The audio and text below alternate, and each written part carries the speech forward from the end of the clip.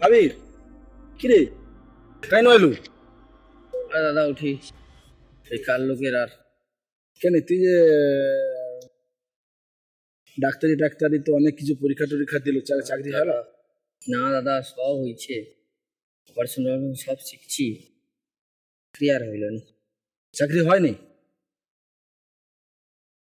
এখনকার যুগে না ভালো ছেলে কেউ কদর বুঝে নিবে।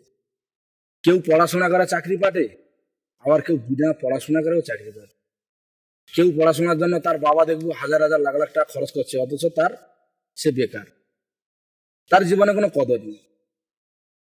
আমার দুজন একই ক্লাসে পড়ছি, এক আজকের আমার ইনকাম মাসিক, কোন মাসে 1 লক্ষ টাকা, কোন মাসে 50,000 টাকা, কোন মাসে 20,000 টাকা, কোন মাসে আবার 1.5 লক্ষ টাকা, 2 লক্ষ টাকা আমার ইনকাম।